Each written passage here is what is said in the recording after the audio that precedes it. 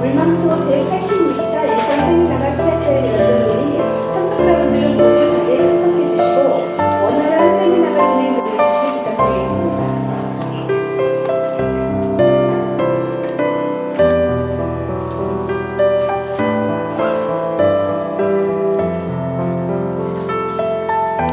물망초 인권 세미나는 2013년부터 지금까지 북한 인권 관련 이슈를 갖고 정기 세미나를 지속적으로 개최하고 있습니다.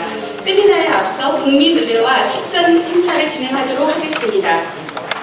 먼저 국민의례가 있겠습니다. 모든 분들께서는 전부 일어나셔서 중앙에 있는 국기를 향하여 주시기 바랍니다.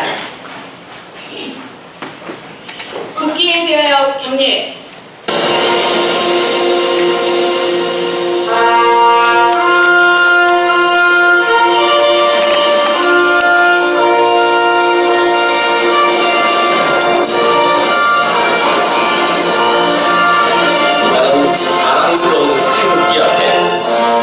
정의로운 대한민국의 무궁한 영광을 위하여 충성을 다할 것을 굳게 다짐합니다.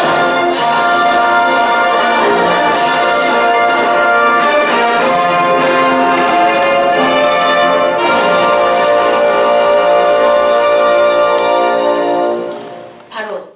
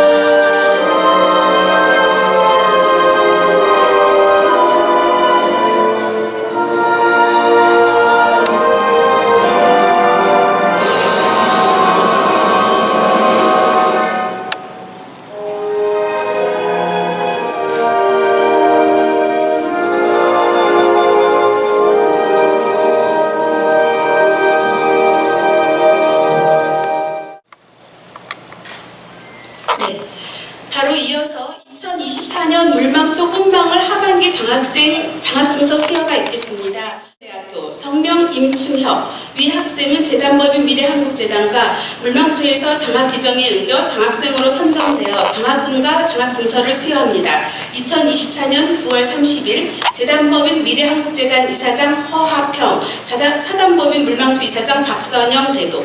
네, 축하드리고 응원 부탁드리겠습니다. 장학금 수여주신 김성구 이사님과 장학생을 정면을 해주시고 사진 한 장 찍겠습니다.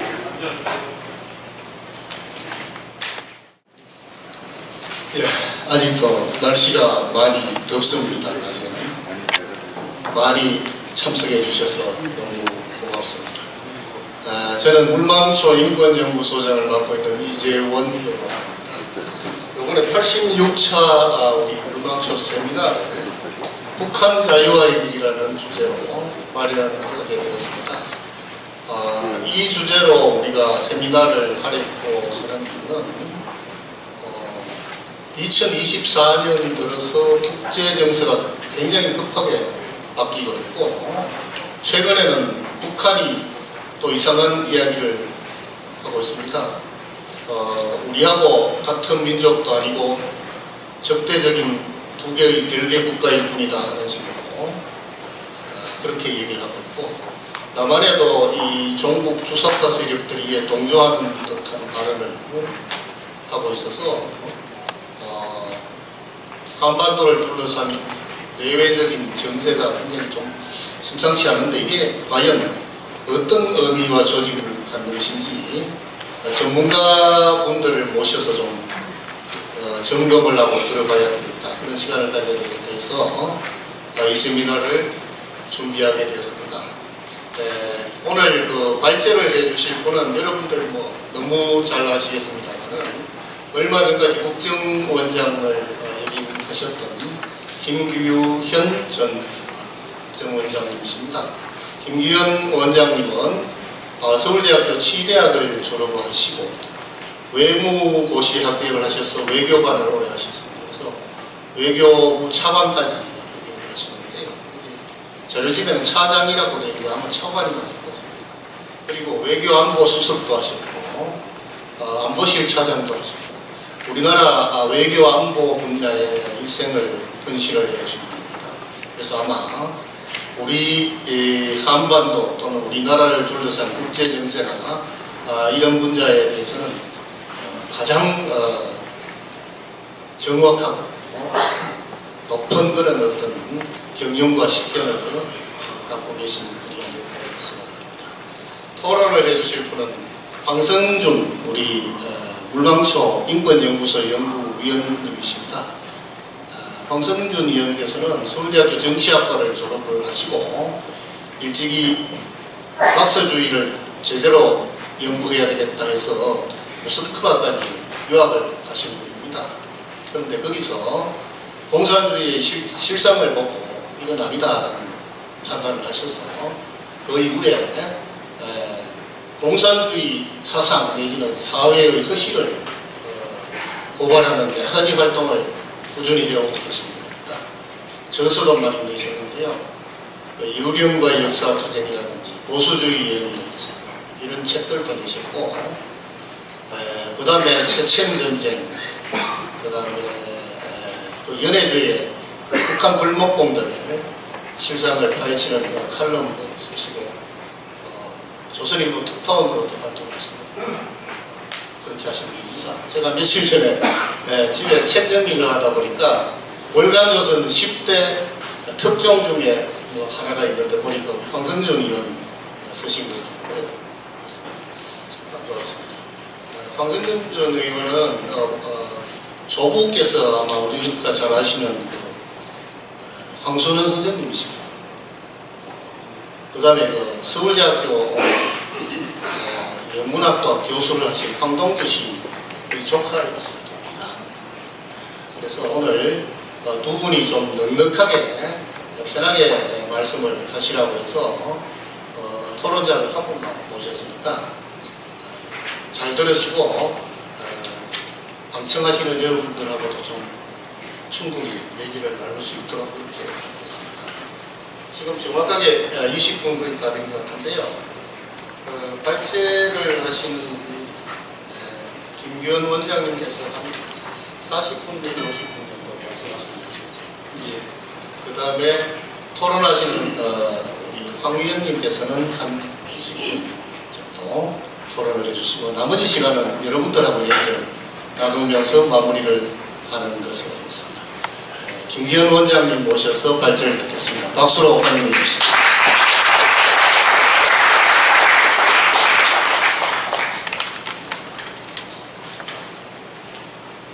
안녕하십니까 여러분. 물망초에 이렇게 참여하셔서 참으로 뜻깊고 또 보람 있는 일을 쭉 해오신 여러 분들을 모시고 오늘 북한 자유화라는 주제로 저희 소견을 말씀드릴 수 있는 기회를 주신 박선영 대표님과 또 임원님께 심심한 감사의 말씀드립니다.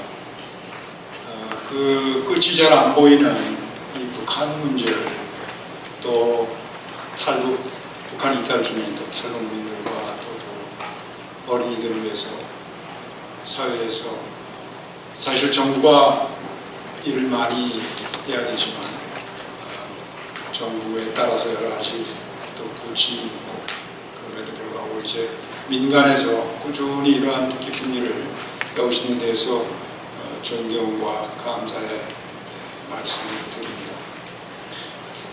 오늘 제가 이제 여러분들과 나누고자 하는 저희 생각은 왜 우리는 통일이라는 것 대신 저희 개인적으로는 자유화라는 말을 좋아하고 또 우리가 앞으로 자유화라는 그러한 기치 아래 통일을 향한 우리의 발걸음을 기대하는가 그런 것에 대한 말씀을 드리고 이어서 이제 최근에 북한 상황이 어떤가 그게 이제 정치적 상황도 있고 또 경제적 상황 그리고 사회적인 현상에 대해서 짚어보고 그리고 김정은 정권이 가지고 있는 취약성에 대해서 또 전 나름대로의 생각을 말씀드리고 그러한 상황에서 우리가 북한 자유화를 위해서 무슨 일을 어떻게 해야 될지에 관해서 소견을 나누고자 합니다.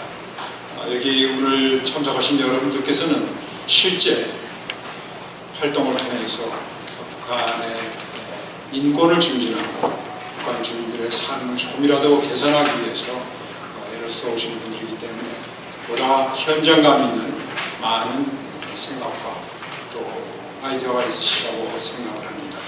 나중에 토요일 시간에 그런 것들을 좀 나눠주시면 감사하겠습니다. 잘 아시다시피 우리는 남북관계가 6.25 전쟁 이후에 사실상 적대적으로 동결이 되다가 72년 7.4 공동성명으로 남북 간의 통일의 방안에 합의를 보았습니다. 그 정신으로서 자주, 평화, 민족 대단결이라는 3대 통일 원칙을 당시 이우락 중정부장하고 김영주 조직지도부장 간에 만나서 회의를 해서 결국 이제 72년 7월 4일 날 그것을 발표했습니다만은 나중에 밝혀진 여러 공산권의 문서를 보면 김일성은 당시 7.4 공동성명 합의를 실제 그 진위가 거기에 진실로 그에 따라서 무슨 통일 과정을 밟는 그런 데 있지 않냐고 통일전선 전술의 일환으로 그러한 것을 합의를 하고 적화를 위한 어떤 기반을 만들기 위한 것이었다고 김일성 스스로가 그 얘기를 한 것이 외교 문서를 통해서 확인이 되고 있습니다.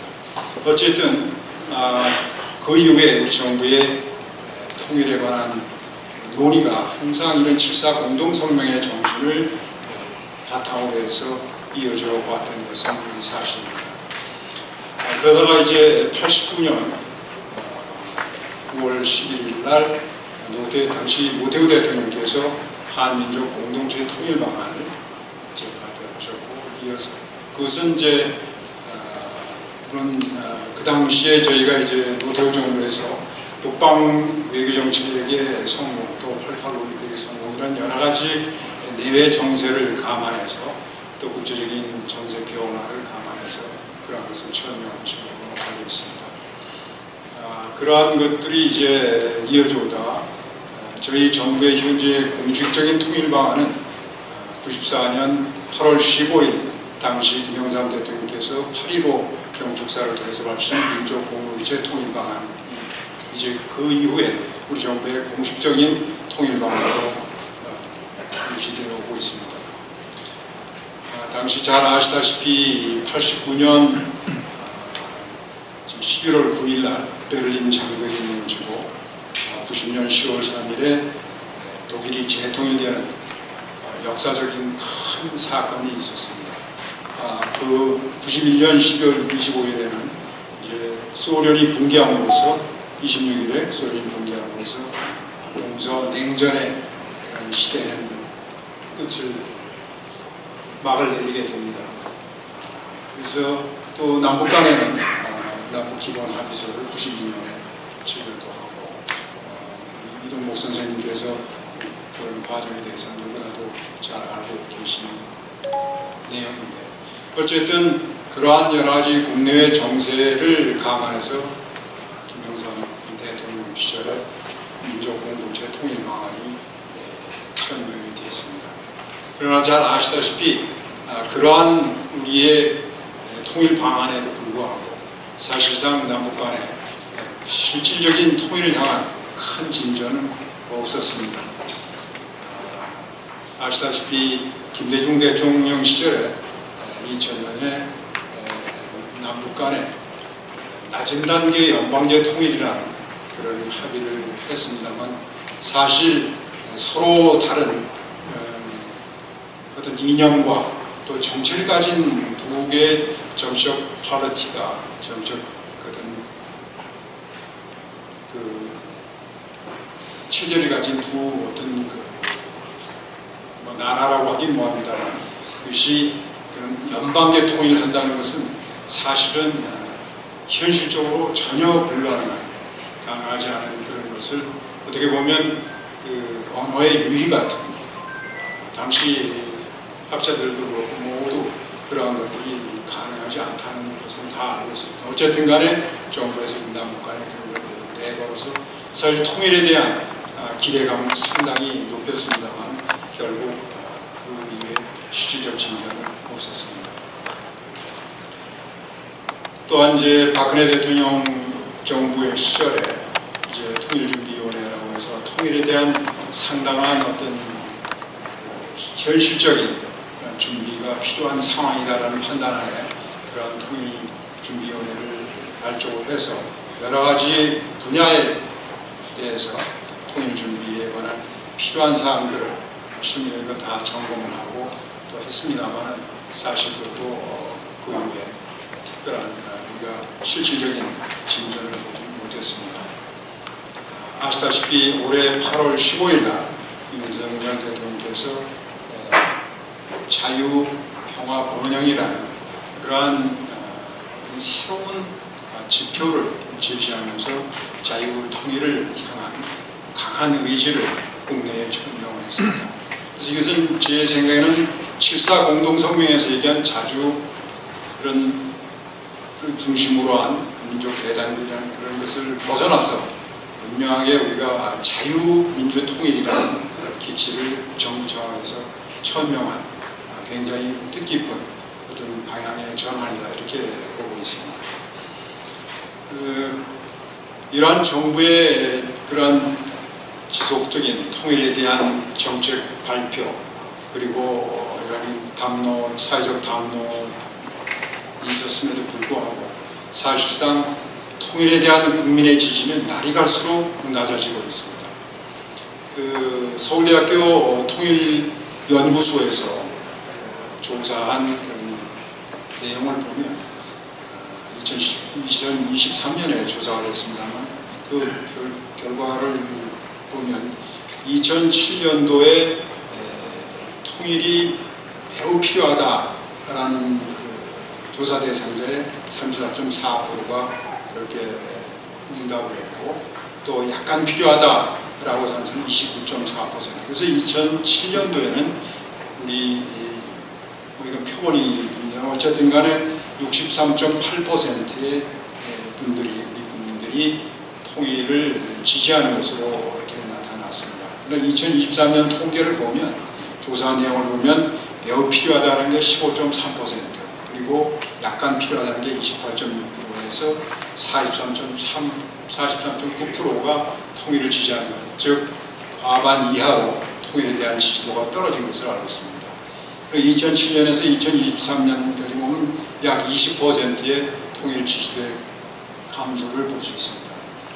특히 세대별 지지도를 보면 19세에서 29세까지는 통일을 지지하는 응답자가 8.2%밖에 안 됩니다.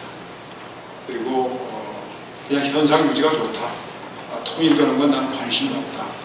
이런 제가 56.8%는 굉장히 높은 비율을 보이고 있고 30대에서는 지지하는 비율이 10% 그리고 관심이 없고 현상 유지가 좋다는 게 45% 그리고 40대는 지지한다는 게 13.8% 그리고 현상 유지가 36.8%입니다. 그래서 이걸 볼 때 우리 사회에 지금 이제 자라는 젊은 세대들은 통일에 대해서 갈수록 관심이 없고 또 현상 유지 그리고 그러한 통일에 대한 담론에 대해서 별로 반응을 안 보이는 그러한 현상을 볼 수가 있겠습니다. 그럼 왜 이렇게 통일에 대한 국민들의 지지가 갈수록 낮아지는가에 대해서 여러 가지 지금 학자들 또 전문가들의 분석이 있습니다만 우선 저는 개인적으로는 우리 통일에 대한 얘기를 할 때 가장 큰 영향을 미쳐주는 게 하나가 이 통일 비용에 대한 얘기가 아닌가 생각을 합니다. 통일 비용이 과도하기 때문에 결국 통일이 되면 그것이 우리 각자의 부담으로 돌아온다는 그러한 또 어떤 정책적 차원에서 정부에서 그런 것을 담론을 또 강화한 것도 있고 또 한편으로 보면 통일이 되면 어떠한 이익이 있다라는 너무 공리주의적이고 효율적인 효율성에 관한 문제 또 통일되면 나한테 무슨 이익이 돌아오느냐라는 쪽으로 너무 그런 공리주의적 접근이 결국은 이러한 결과를 가져오지 않았나라는 게 제 생각입니다. 그래서 결국은 통일이라는 것은 왜 해야 되는가에 대한 물음을 생각을 해본다면 통일이라는 것은 궁극적으로 북한 주민이 우리와 같은 자유와 인권을 향유하게 하는 것이 이 통일의 목적이지 거기서 북한의 지하 자원이 많으니까 그것을 우리가 통일했을 때 그것을 개발해서 경제적으로 더 부를 축적한다. 이러한 얘기는 사실은 굉장히 좀 근시안적인 것이고 너무 그 이익을 중심으로 한 그런 담론이기 때문에 어떤 큰 울림을 지속적으로 갖기가 어렵다. 특히 젊은 세대들은 그런 데 대해서 현재 우리가 잘 살고 선진국에 태어났기 때문에 사실 물질적으로 뭘 더 해준다라고 해서 그렇게 해야 되겠다고 하는 지지도가 높아지기 어렵다.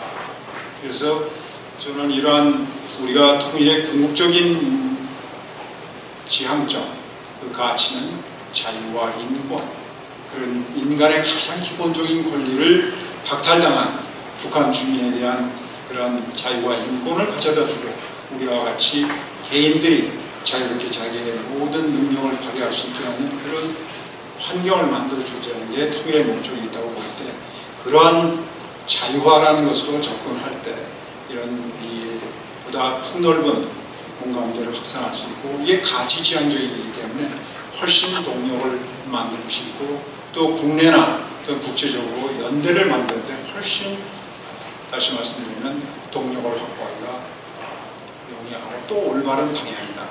그리고 아시다시피 인류의 역사는 사실 개인의 자유의 확대입니다.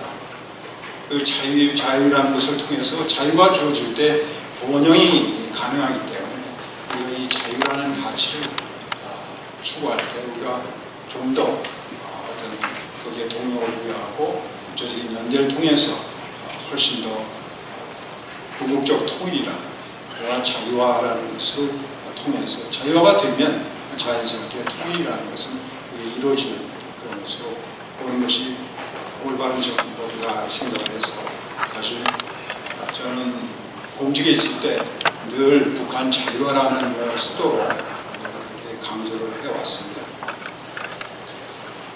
이어서 이제 북한의 실상에 대해서 좀 간단히 말씀을 드리겠습니다. 북한의 실상에 대해서 정치적인 측면, 그리고 경제적인 측면, 사회적인 측면에 관해서 말씀을 드리겠습니다.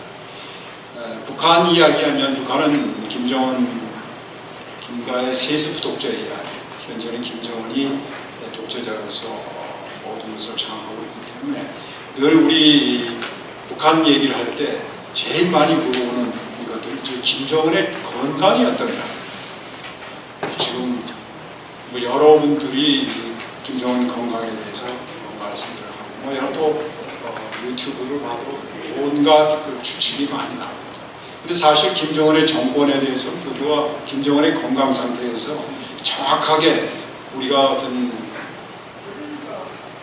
그 메디컬 레코드를 가지고 있는 게 아니기 때문에 사실은 다 어떤 추측, 추론 또 의사들이 여러 가지 전문가들이 보고 지금 그런 상황에 대한 이야기인데 이제 저희가 알고 있는 것은 김정은은 키가 우리는 한 170 정도로 보는데 미측은 168cm 정도로 보는 것 같은데 약간 그건 모르겠습니다. 근데 미측은 김정은이 와서 회담을 했고 그렇기 때문에 아마 보다 정확한 데이터를 갖고 있지 않을까 싶은데 아시다시피 미국의 정보기관이나 이런 데서는 이제 여러 가지 어떤 그 바이오 데이터를 채취하는 또 보도의 그런 능력들이 있습니다. 어쨌든 간에 김정은이 정권을 이어받았을 때 그때 한 90kg 정도 되는데 지금 한 저희가 여러 가지 모델이 있습니다. 추정하는 모델이 있는데 그에 따르면은 한 145kg 정도 나가는 걸로 기대했습니다. 그러니까 1m 70에 145kg면 초고도 비만입니다. 그렇기 때문에 거기에 따른 어떤 그 건강상의 문제가 당연히 있을 수밖에 없는데 그래서 뭐 알려진 바로는 뭐 고혈압이라든지 뭐 당뇨라든지 그런 어떤 만성적인 그런 문제점을 가지고 있다 이렇게 전문가들은 보고 있습니다만은 실제 일상생활에 있어서 지방에 장거리 여행을 한다든지 또 푸틴과의 정상회담을 위해서 다닌다든지 여러 가지 장시간 또 연설하는 이런 걸 보면 실제 활동에 있어서 지장을 받을 정도의 건강상의 문제는 없다. 현재로서는 그게 두드러지게 나타나는 건 없다라고 보는 것이 맞지 않을까 싶습니다. 근데 다만 이제 저도 예전에 미국에 있을 때 김정일이 이제 스토크 일으켜서 그때 이제 여러 가지 추측이 난무할 때 미측 전문가의 말에 의하면 독재자들의 그 앞날을 특히 건강의 문제가 불거졌을 때 추측하기 어려운 이유는 독재자들은 의사의 말을 잘 안 듣는다. 그래서 뭘 어떻게 하라 그러면 거기에 대해서 꼭 따라서 하지 않기 때문에 정말 건강관리가 쉽지 않다. 그런 얘기를 든 적이 있습니다만 김정은이도 지금 과도한 흡연과 음주는 널리 알려져 있습니다. 그렇기 때문에 또 그 일하는 스타일이 밤늦게서부터 새벽까지 그렇게 계속 일을 하는 뭐 김정일이도 좀 그런 스타일이었습니다. 그런 것들이 이제 건강에는 굉장히 좋지 않은 생활 습관인데 어쨌든 그런 습관을 유지하고 있어서 사실 지금과 같은 그런 어떤 건강 그 몸의 상태에서 생활 습관 이런 걸 볼 때 사실 언제 무슨 일이 생길지는 사실 아무도 정확하게 알 수는 없습니다. 두 번째로 김정은이가 이제 금년도에 이제 40세가 되면서 우상화 작업을 본격적으로 시작을 했습니다. 1월 8일 날 당 간부들, 북한 정권의 주요 간부들이 이제 충성 맹세를 하고 이어서 이제 김정일 혁명 사상이라는 것을 이제 김정일 우상화의 한 중요한 테마로 띄웠는데 그것은 이제 김정은이 이민 위천이라고 해서 이제 백성을 하늘처럼 우러러본다라는 말이 있는 저희도 뭐 써온 말입니다만 그래서 기반을 한 인민 대중 제일주의라는 것하고 그 다음에 핵무력 미사일 이런 것을 이제 강국이 됐다 해서 그것을 기반으로 한 우리 국가 제일주의라는 그 두 가지를 합한 그것을 김정일 혁명사상이라고 해서 당의 지도사상으로 지금 띄우고 있습니다. 그러한 것에 이제 실제 행동으로 이제 금년도에 4월달에 이제 물론 김정은이는 금수환궁전 참배는 작년에도 안 했고 금년에도 안 했습니다. 그리고 이제 4월달에 친근한 어버이라고 우상 선전 가요죠. 그것을 이제 띄워서 노래를 내보내기 시작했고 또 그리고선 이제 김일성, 김정일, 김정은 그 3대 초상화를 그전에는 그걸 게재를 하지 않았는데 이제 그것을 조선노동당 그 학교인가요? 거기에 처음으로 게시를 했습니다.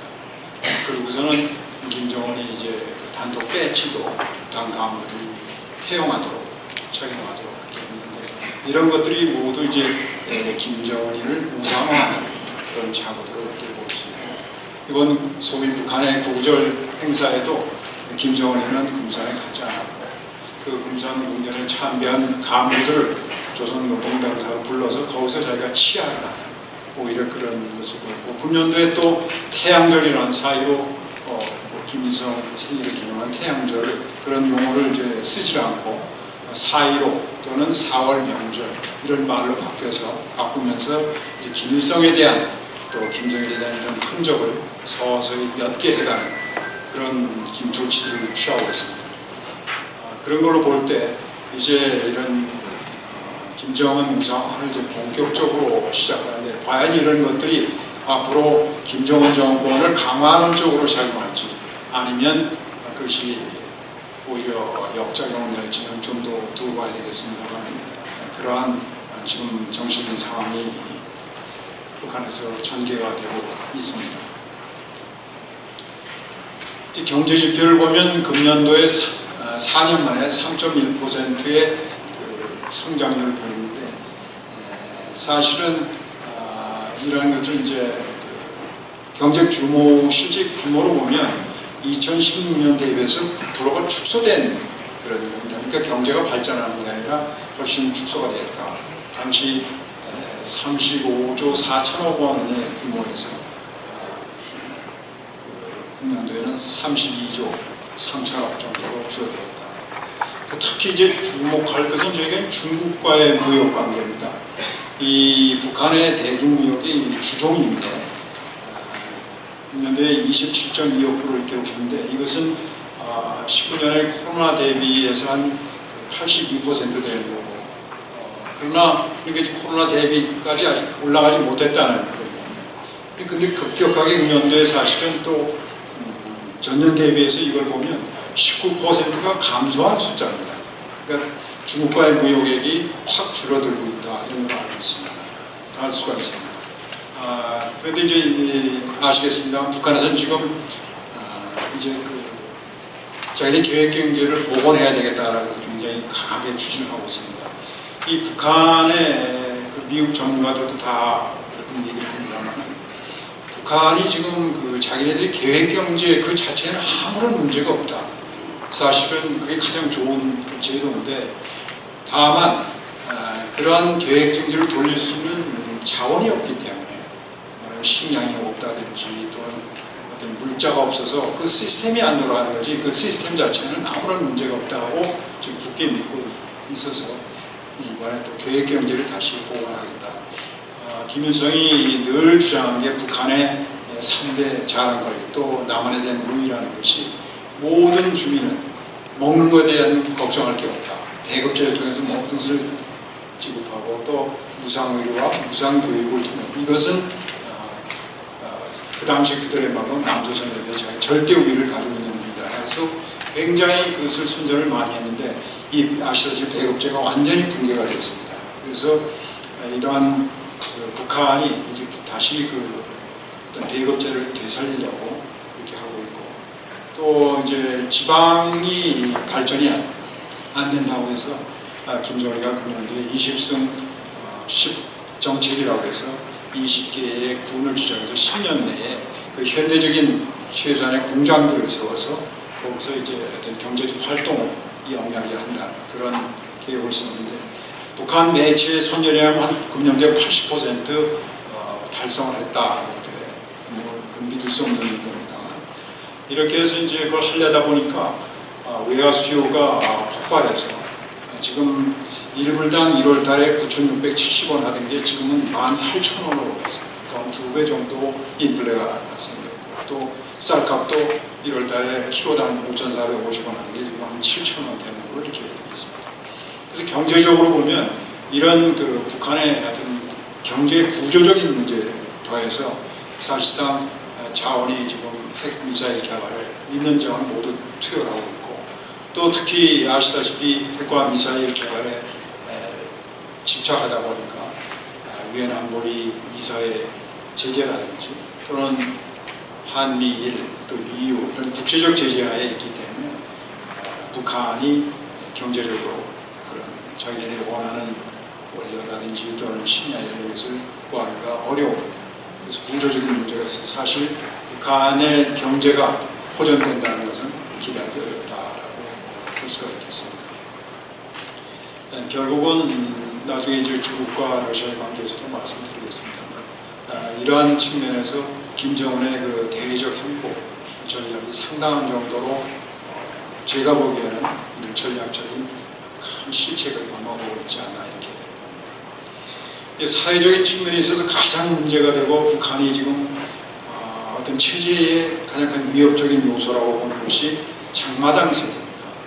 이 장마당 세대는 90년대 중반에 고난의 행군 시절에 태어났거나 또는 유년기를 보낸, 지금 이제 25세에서 44세 정도의 북한의 이제 사회 주류 세력으로 등장하고 있는 젊은 세대인데 인구의 약 29%가 됩니다. 굉장한 숫자입니다. 이런 장마당 세대는 사실상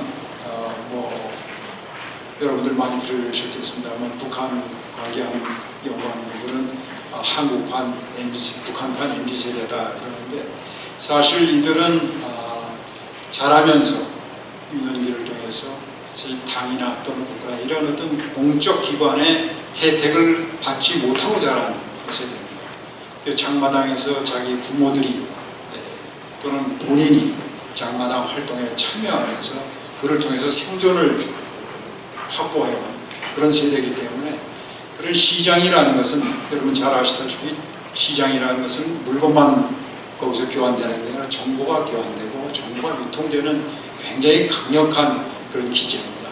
이 젊은이들, 북한 젊은이들은 그러한 장마당 활동을 통해서 생계를 유지하는 건 물론이고, 그를 통해서 외부의 문화의 정화, 특히 저희 이제 대한민국의 한류 이런 것들에 노출됐고, 그런 것에 의해서 상당한 어떤 영향을 받은 그런 세대고, 그리고 그로 인해서 굉장히 개인주의적인 성향이 강하고, 또 정치적으로는 그런 김정은의 지시라든지 또 노동당의 지시 이런 데에 대해서 별로 크게 무게를 두지 않는 그런 이제 특성을 가지고 있고, 물론 시키는 것에 대해서는 억지로 하긴 하지만 마음에서는 항상 불만을 가지고 있는 그런 세계입니다.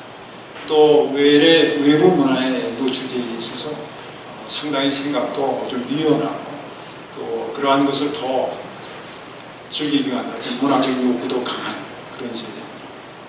그래서 또 이제 경제적으로도 그런 경제 활동에 대한 관심이 많고, 자기의 어떤 사적인 이익이 침해되는 데서는 참지 못하고 그 행동으로 저항하는 그런 성향을 가지고 있습니다.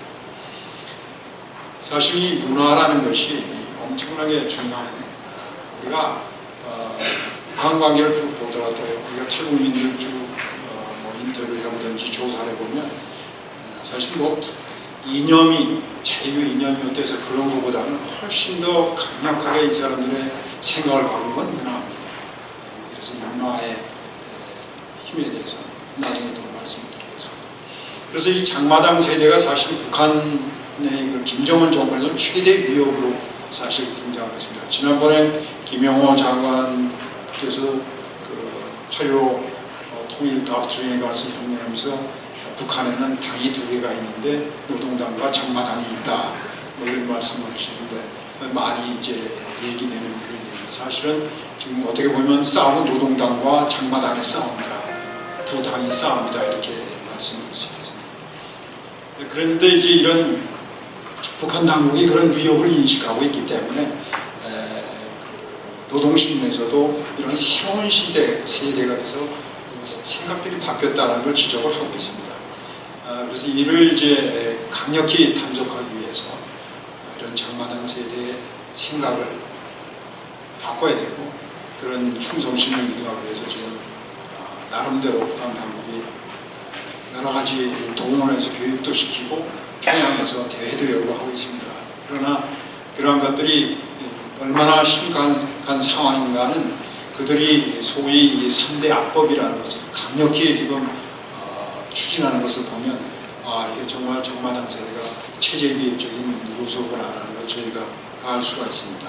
잘 아시다시피 반동 사상문화 배격법이라든지 또는 평양문화보호법이라든지 청년교양보장법 같은 법들을 강력하게 시행을 하고 특히 우리 대한민국에서 만든 문화 창작물이라든지 영화, 음악 이런 것들을 본다든지 부른다든지 또는 유포할 때는 최대 사형까지 취할 수 있도록 이렇게 강력하게 지금 단속을 하고 있습니다.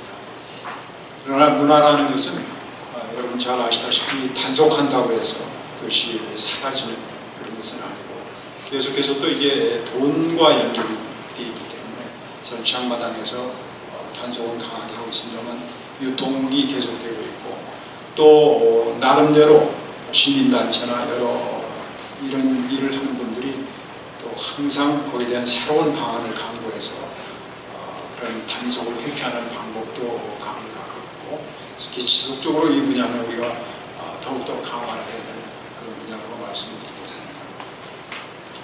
북한의 그 대남 노선을 이제 변경했는데 아까도 말씀드렸지만 이 남북한 관계에 있어서 이제 민족 통일 이런 것을 부인하고 교전국이다, 적대국이다 이렇게 해서 그러면서 한편으로는 이제 과거에 그런 것과 관련된 상징이라든지 건축물을 다 제거하며 또 문헌에도 그런 것들 다 삭제하는 그런 지금 작업을 하고 있습니다. 아울러서 김정은이는 이제 또 미사일은 무력에 대한 그런 자신감을 바탕으로 해서 영토 완전이다라는 그 계속해서 쓰고 아마 이것은 이제 무력 통일에 대한 그것을 암시하는 그런 걸 볼 수 있습니다. 그러나 저희 이제 일부 학자들께서 이러한 북한의 노선 변화를 김정은의 자신감의 발로로 이렇게 분석을 하는 분들이 있는 것을 제가 알고 있습니다만 저는 개인적으로는 그것보다는 오히려 북한의 그런 방어적인 그런 측면이 훨씬 강한 것이다. 또 한편으로 이러한 그 대한민국을 적국으로 또 동족이 아닌 그러한 것을 규정하는 것은 저는 이런 장마당 세대의 한국에 대한 동경 또 문화 섭취 이런 것을 막기 위한 그런 적대적인 국가이기 때문에 적대적인 국가의 것을 하게 되는 것은 국가에 대한 반역이 되는 것이고 그런 측면도 뭐 있지 않나 이렇게 생각을 합니다. 그래서 김여정이 나와서 때때로 이제 남한을 위협하는 우리 대한민국을 위협하는 발언을 하고 있고 군부 인사들도 그런 면을 하고 있습니다.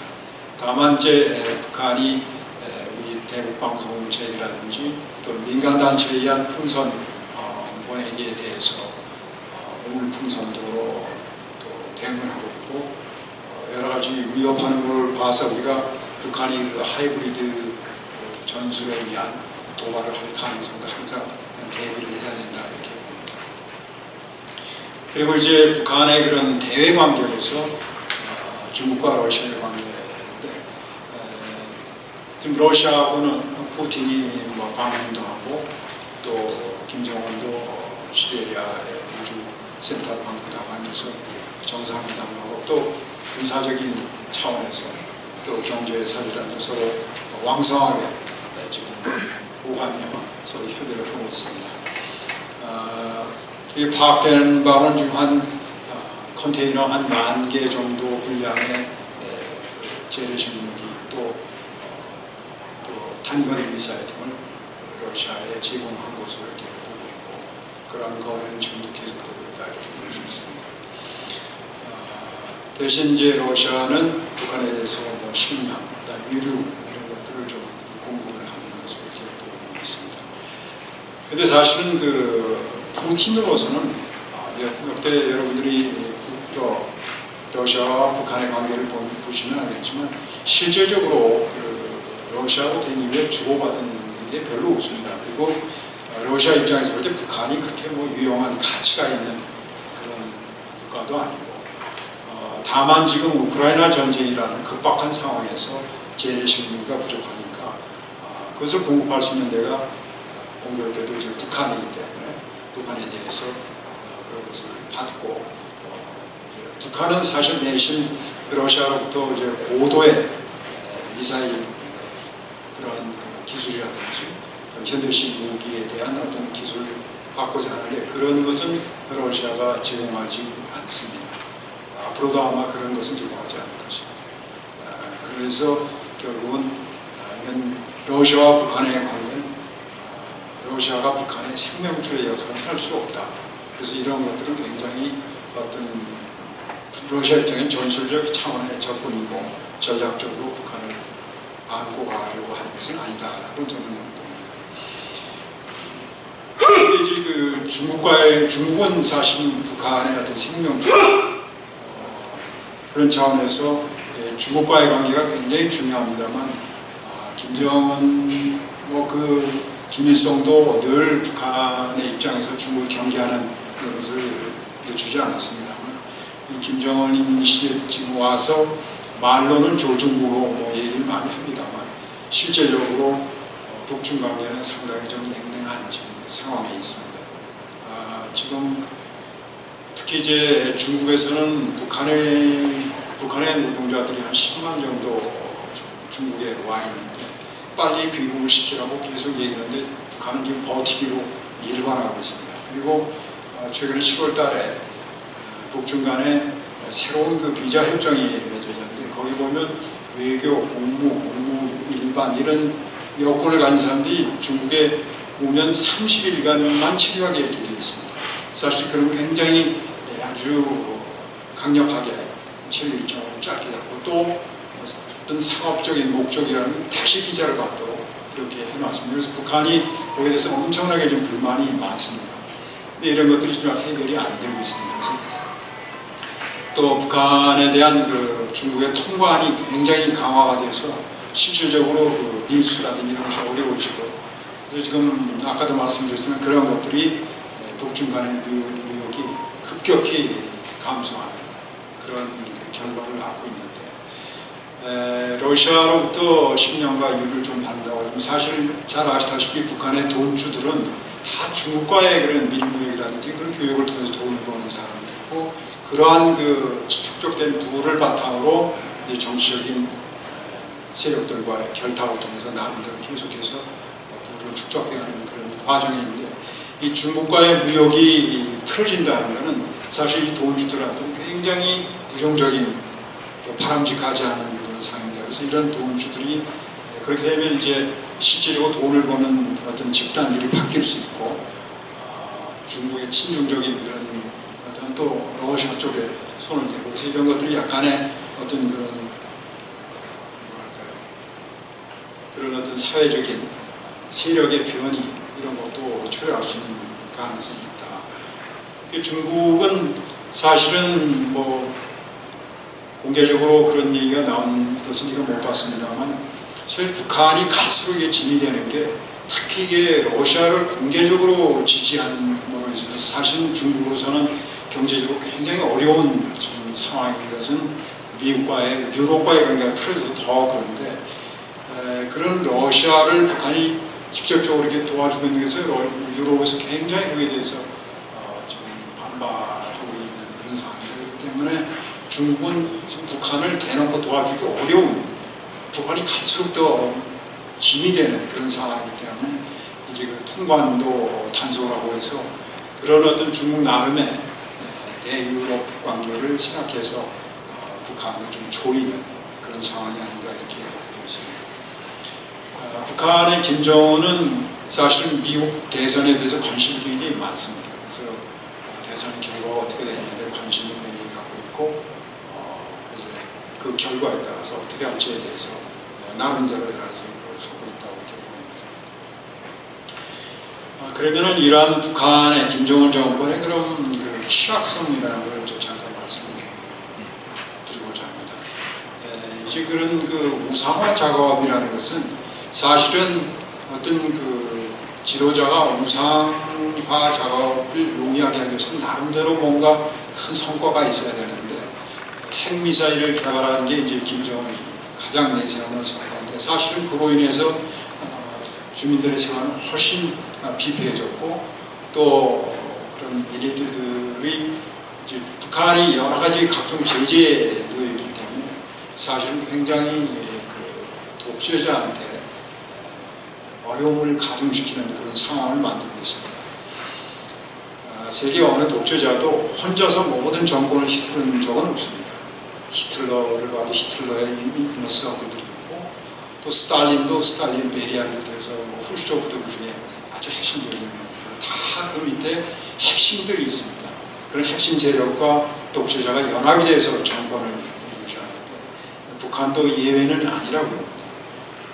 우리 많은 북한 전문가들께서는 북한은 김일성, 김정일, 또 김정은 다 모든 혼자서 다 하기 때문에 다른 옆에 있는 사람들은 아무 힘을 못 쓴다 이렇게 주로 많이들 얘기하시는데 저는 그런 것을 그런 주장은 믿지 않습니다. 제가 예전에 저희가 러시아와 저희 장관을 모시고 회담에 배석을 한 적이 있습니다. 그때 괜히 저는 이제 회담 기록을 위해서 들어갔는데 제가 구체적으로 들어가면 말씀드릴 수 없습니다만은 그 러시아 외무장관이 저희 장관에게 자기가 이제 평양에 막 갔다 왔는데 자기 이제 그 당시에 푸틴이 있을 겁니다. 모시고 갔다 왔는데 김정일이 계속 말하면서 뒤에 배석한 장군들의 그 표정을 계속 살피더라. 그러니까 말을 하면 이게 이제 어떻게 뒤에서 받아들이는지 계속 체크를 하면서 얘기를 하더라. 그런 얘기를 해주면서 자기네 경험에 의하면 아시다시피 이제 북한 시스템은 사실 스탈린 시스템을 갖다가 이식한 그래서 그 러시아 사람들이 북한의 그런 시스템의 움직임에 대해서 작용하는 걸 잘 압니다.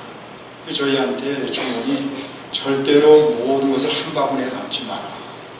이제 그 말씀을 저희한테 해줬습니다. 그래서 김정일이 모든 걸 100% 다 하는 거 아니다라는 뜻으로 이제 저희한테 조언을 한 적이 있습니다. 지금 김일성은 아시다시피 항일 빨치산, 소위 그들이 말하는 빨치산 운동을 통해서 같이 사선을 넘었던 동지들이 있었고 그들이 이제 끝까지 김일성을 보좌하면서 정권을 유지하고 김정일은 물론 뭐 그 학교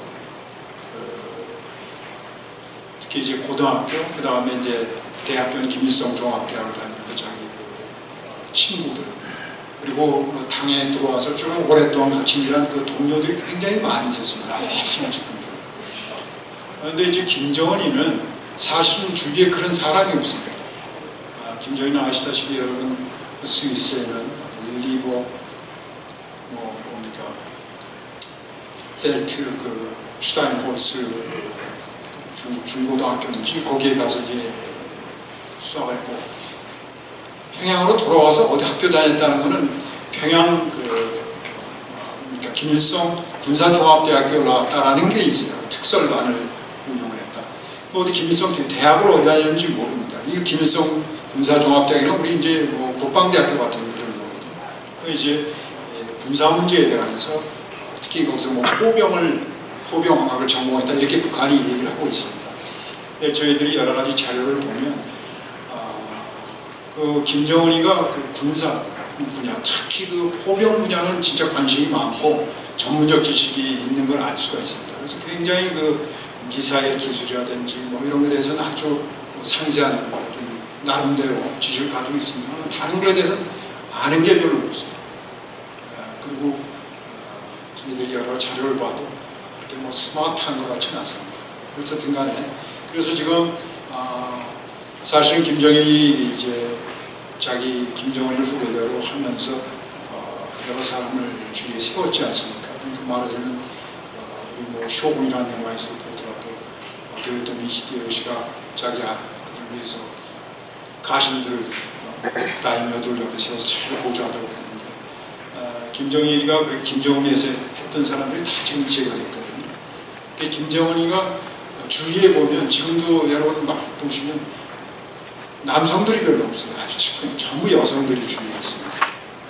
그래서 그것도 좀 특이한 현상인데 그렇게 같이 생사고락을 할 만한 그런 어떤 동지랄까 그런 것이 김정은이 없습니다. 그래서 굉장히 잦은 간부 교체 그리고 이제 책임을 져서 크게 책임을 하고 이런 것이 빈번하기 때문에 사실 가장 중요한 것이 독재자는 그 이너서클들 그런 들과의 아주 끈끈한 관계, 서로 충성도가 굉장히 중요한데 이런 것들이 있기 위해서는 독재자는 항상 그 충성을 사야 됩니다. 그런 것들을 이제 원대물을 준다든지 그래서 김정은이도 밀수로 해서 마이바 같은 밀수하고 뭐 여러 가지 고급 차량 뭐 밀수해서 나눠주고 합니다만 북한의 그런 어떤 캐시플로우가 유엔 제재 또는 여러 가지 국제적 제재이기 때문에 그게 용이치 않고 그래서 그런 충성을 계속 살 수 있는 그런 어떤 캐시플로우의 제한이라든지 또 실제적으로 본인이 어떤 카리스마가 있어서 밑에 그 이너서클들이 김정은이를 따라가면 우리가 원하는 것을 가질 수 있다는 그런 확신을 지금 주질 못하고 있기 때문에 그런 충성도에서 굉장히 약하다 이렇게 볼 수가 있고 또 아까 말씀드린 장마당 세대의 이런 문제가 그래서 전반적으로 시간이 너무 많이 지나갔습니다만 그런 김정은이 지금 그 독재자로서의 권좌를 유지할 수 있는 바탕은 굉장히 취약하다. 그리고 이런 장마당 세대의 사회 전반적인 불만 그리고 저희가 뭐 북한 그런 관료들을 중심으로 대상을 해서 통계를 낼 수는 없습니다만 그 충성도가 국제적인 전문기관에서 조사하면 지극히 낮다.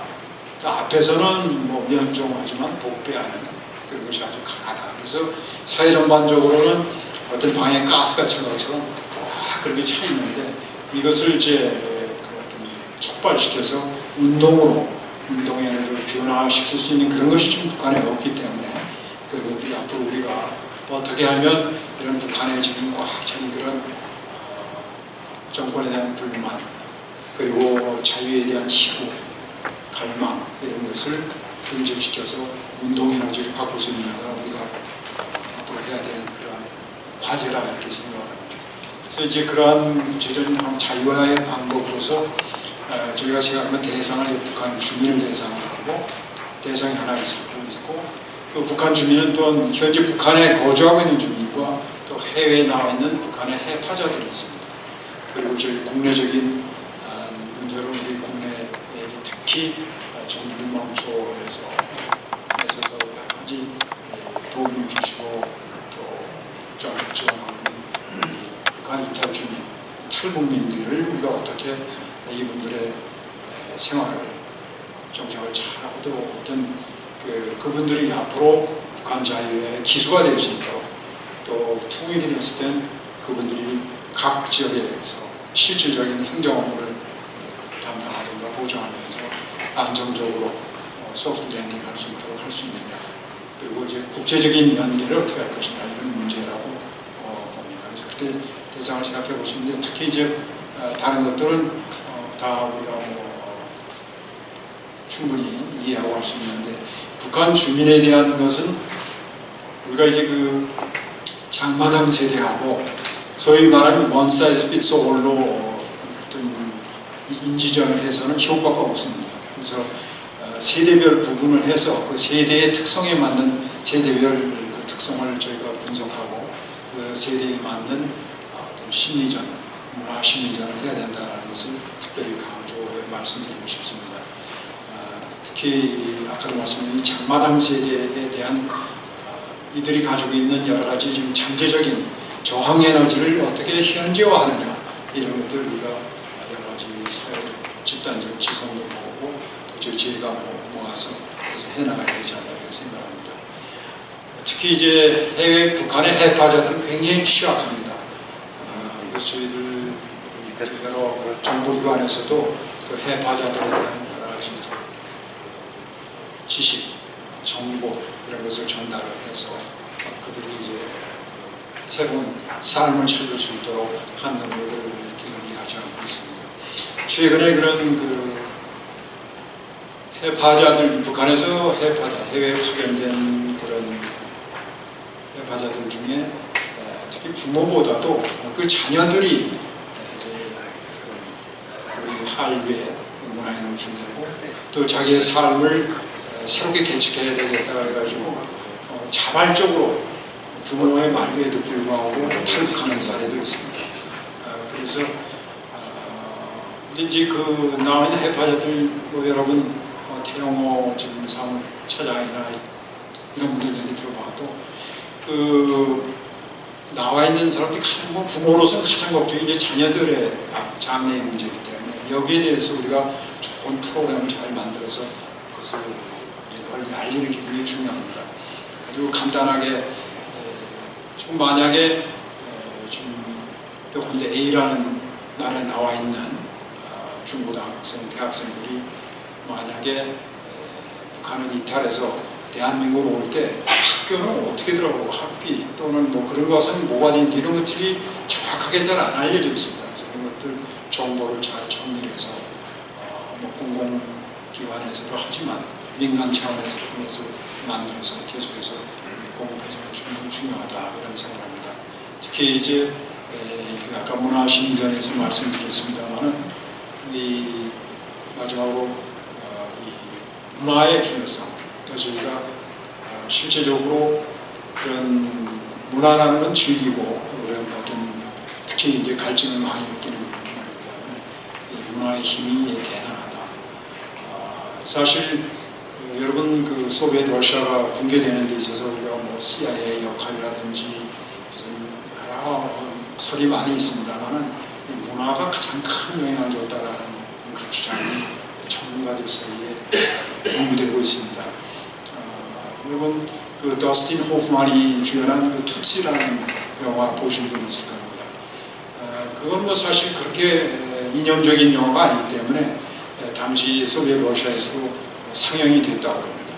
근데 그 영화를 본 소련 사람들은 그 영화에 나오는 다른 걸 본 게 아니고 투츠가 방을 이렇게 이 방에서 저 방으로 옮겼는데 웬 방이 이렇게 많고 그 다음에 거리에 그냥 좀 이렇게 가는데 이 매대마다 과일과 빵과 이게 수북하게 있는 그걸 보면서 아니 저게 도대체 이게 어떻게 저런 일이 있는가. 그래서 그런 풍요, 영화 속에 나오는 풍요, 거기서 그걸 강조하고자 하는 영화가 아니기 때문에 이게 의도적으로 한 거 아니라는 걸 쉽게 알 수 있는데 그런 장면 하나하나가 소련 사람들에게 엄청난 충격을 줬다고 합니다. 그러니까 사실 저희도 북한의 여러 가지 문화 심리전을 펴는 데 있어서 어떤 실질적인 저게 사실이구나 라는 것을 자연스럽게 알릴 수 있는 그런 것들이 훨씬 효과가 있고 또 실제 탈북민들도 그런 얘기를 많이 합니다. 그래서 앞으로 저희가 사회적으로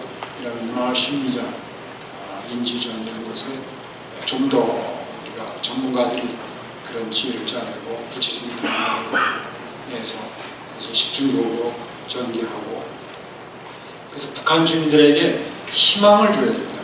우리가 저기가 우리에게 이런 자유와 인권 보장되고 잘 살 수 있는 길이 있구나라는 희망을 줄 때 그들이 이제 행동을 어떤 그 연대 속에서 만들어낼 수 있기 때문에 희망이 없는 그런 상황을 어떻게 타악해서 그들에게 희망의 빛을 줄 것인가. 이것이 우리가 앞으로 자유의 길에서 해나가야 될 그런 과제라고 생각합니다. 이상으로 저희 말씀을 마치겠습니다.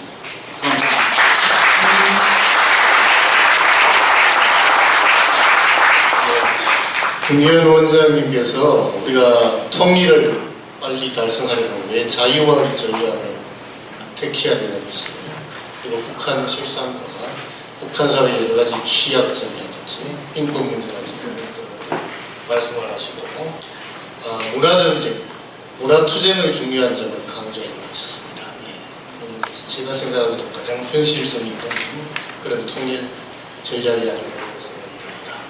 예, 장시간 좋은 말씀을 해주셔서 우리가 이 문제에 관해서 참 애매하고 불분명한 부분들이 굉장히 명료해졌다는 생각입니다. 다음 토론은 우리 황성준 의원님께서 20분 내지 30분 정도 말씀을 해주시고. 네. 사실은 맨 처음에 이 토론 제안을 받았을 때 제가 자격이 있는지를 모르겠다는 생각부터 했습니다. 그리고 이제 이 발제문을 보면서 진짜 밑줄 치면서 공감할 수밖에 없다. 이게 앞에 득담하는 게 아니라 경력이라든지 그다음에 솔직히 말씀드리면은 우리 대북정보에서 가장 풍부한 정보량을 갖고 있는 기관에서 장을 하신 분의 정보량을 어떻게 담하겠습니까? 근데 이제 그래서 가만히 생각을 해봤습니다. 근데 왜 저런 토론자를 선택했을까? 그래서 우리 박선영 대표님께서 저를 특별히 사랑하셔서 그랬을까? 그런 친구도 좀 있는 것 같아요. 근데 그것만은 아닐 거다. 그래서 일단 두 가지 점이었을 것 같아요. 하나는 제가 이제 소련이 붕괴된 당시에 소련에 있었다는 거. 그래서 그거 한번 대비해 볼 수 있다는 거. 근데 두 번째는 역설적으로 저는 아까 경력을 좀 이상하게 소개하셨지만 젊은 시절에 저는 제 스스로가 막스 내린주의자, 공산혁명가라고 믿었기 때문에 거꾸로 그 관점에서 북한을 바라보면 어떨까? 이런 주문이었을 거라고 생각합니다. 지금 이제 강연을 들으면서 또 많이 배웠고요. 사실은 문장으로 연결되지 않은 이제 발제문을 보면서 이제 짐작을 했고 이게 이제 강연을 들으면서 보완이 된 것 같습니다. 그리고 지나가는 말로 한마디 말씀드리면요, 제 소개란에 무슨 박사로 돼 있는데 즉 박사기가 없습니다. 왜 그러냐면 그런 거 취직을 잡은 사람들이 있어서 제가 취직을 잡혀온 경험이 있습니다. 네. 먼저 이제 맨 처음에 이 발제문을 보면서 오늘 강연도 들었지만 제가 그러면서 진짜 부분적인 내용보다 북한 자유화라는 개념이었던 것 같습니다. 그래서 저는 이 자리에서 여기 계신 분들이 공감 만약에 가신다면 진짜 이 문제로 좀 가야 되지 않는가 생각을 해요. 여기까지 통일 그러면 진짜 제가 거친 표현을 썼어요. 발제문에다가 종족주의적 감성주의, 그냥 우리는 형제니까 않는다. 그걸 꼭 나쁘게 볼 필요는 없지만 여기에 머물러 있다 보면은 한계는 분명합니다. 그럼 공산주의든 자유든 자유 없어도 통일하느냐? 그러니까 통일지상주의. 전 통일됐으면 좋겠습니다만은 공산주의로 통일되는 푼다는 게 낫다고 생각을 합니다. 근데 두 번째는 이제 진짜 공유주의적인 계산. 그리고 통일되면 이득. 그런 의미에서 이 자유와 인권을 추구하는 북한 자유화라는 걸로 가야 된다는 원장님의 발제문은 저한테 약간 이런 거 있죠. 뭔가 이런 생각을 했는데 이거 딱 뭐라고 얘기 못했는데 그걸 딱 해줬을 때 좀 반짝하는 느낌 이런 걸 받았습니다. 근데 하나 이제 감히 말씀드린 거는 아마 원장님도 좀 비슷한 생각일 거라고 생각하지만 그래도 말씀드린 건 이 자유와 통일이 결국 상호 배타적인 개념이 아니라는 거. 저는 북한 자유화를 통해서 진정으로 이 자유와 인권이 넘치는 그 통일로 갈 수 있다. 이 정도로 말씀드릴 수 있을 것 같습니다. 이제 아까 이제 주제로 들어가면요. 제 토론문 21페이지도 적어놨습니다만은 저는 북한 정권이 무너지느냐 안 무너지느냐 얘기할 때 옛날 어렸을 때 버릇으로 레닌주의 교육을 받을 때 관점을 한번 보는 게 있어요.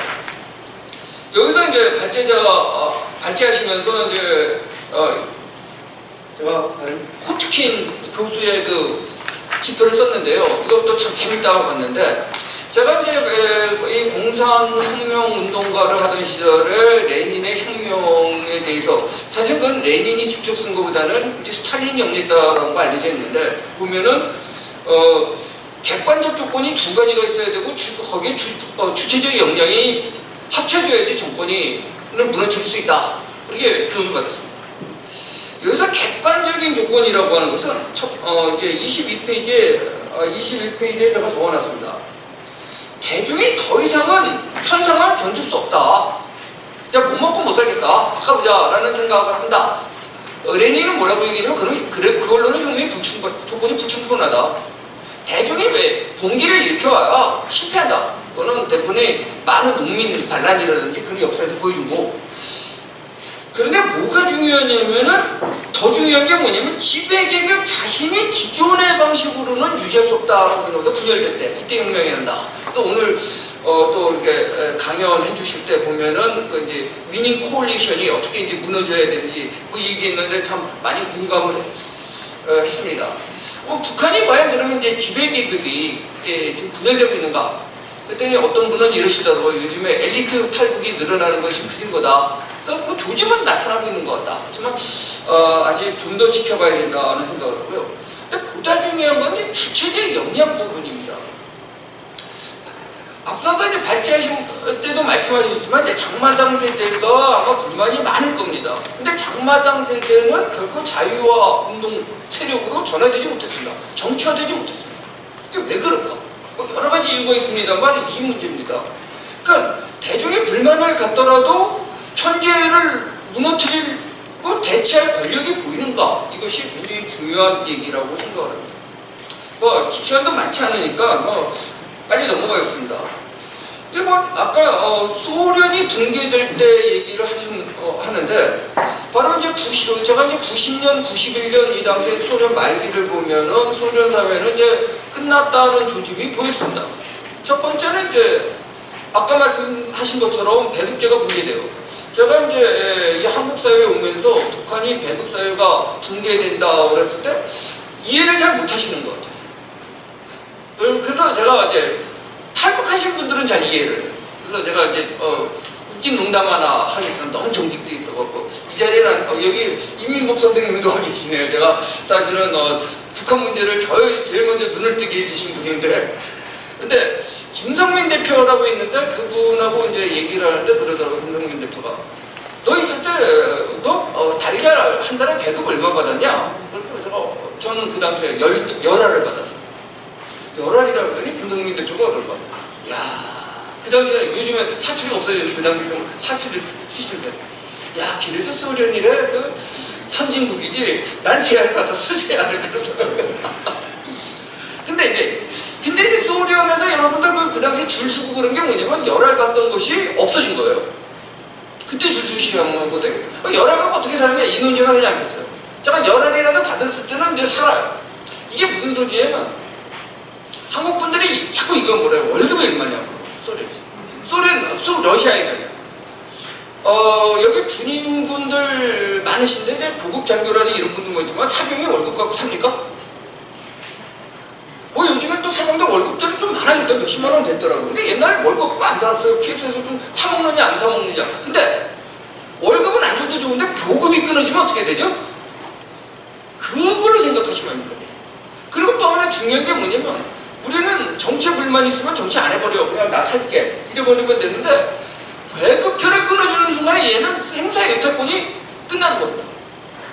그래서 이 배급 제도가 됐다는 것은 단순하게 경제적인 문제뿐만 아니라 당과 국가가 그 사람 일 개인들의 생사 여태권을 주고 있는데 이제 생사 여태권 좀 벗어난 인간들이 생기기 시작했다라는 의미로 이해하시는 게 좋을 것 같습니다. 그 다음에 두 번째 중요한 게 이념이 무너졌는데 막스 레닌주의를 저는 소련이 굉장히 연구를 많이 하고 그걸 좀 배우러 갔는데 진짜 엉뚱한 일이 벌어졌다. 시간이 없지만 한 1화를 얘기하면은 텀페이퍼라는 걸 내라 그래갖고 제가 솔직히 말하면 이름도 되겠습니다. 윤소윤 교수라는 분, 이제 PD파 이론가 그런 경제학자의 책을 제가 솔직히 말해서 표절을 해갖고 적당히 러시아 말로 써서 냈어요. 그랬더니 갑자기 며칠 뒤에 학장이 부르는 거예요. 아니, 무서워. 아니, 내가 한국 논문을 표절한 거 이제 어떻게 알았지? 그랬더니 갔더니 표절을 한 거는 안 게 아니라 이런 대이론가 이론을 썼다는 거예요. 그래서 제가 솔직히 이제 그랬어요. 뭐 제가 쓴 건 아니고 한국의 어떤 교수가 쓴 걸 갖다가 제가 이렇게 적당히 고대로 뺏긴 건 아니고 좀 번역했다 했더니 웅성웅성하더니 제가 그래갖고 페테르부르크 대학에 있다가 모스크바로 출장을 갔습니다. 그것 때문에 그걸 발표하라. 당 학교에서. 왜냐면 이런 거가 있는지를 몰랐다는 거예요. 그래서 이제 이 얘기는 뭐냐면 막스 레닌주의 연구 수준이 대한민국이 더 훨씬 높았다. 그 당시에. 근데 이게 높고 낮은 게 아니라 연배가 많은 60 이상 되는 원로 교수들은 좋아하지만 이미 40, 50대에서는 막스 내린주의를 공부한다 그러면 심한 얘기로 말해서 제 약간 이게 정신병자 아니야. 그러니까 틀렸다 맞다가 거의 정신병자 취급을 받는 분위기였거든요. 그리고 이제 세 번째로 했지만요. 아까 말씀드린 훈련이 이제 개혁파하고 중도파하고 보수파로 나눠져 있는데 저는 여기서 중요한 지점이 있답니다. 우리가 지금 옐친하고 고르바초프는 기억을 하지만 리가초프라는 이름을 잘 기억 못하는데 그 당시 보면 소련 공산당이 굳이 말하면 고르바초프는 개혁파가 아니라 중도파고 개혁파, 급진개혁파가 이제 옐친이고 그 다음에 리가초프라고 하는 보수파가 있는데 이거를 리가초프라고 하는 사람이 그 당시 한 말이 있습니다. 뭐라고 번역한 걸 제가 써놨냐면 역사는 공산당 손으로부터 벗어났다. 역사가 더 이상 당의 도구가 아닐 때 당은 실패할 운명에 있다. 그래서 이 사람이 뭐라고 했냐면은 지금 소련 공산당이 무너진 게 역사전쟁에서 졌다.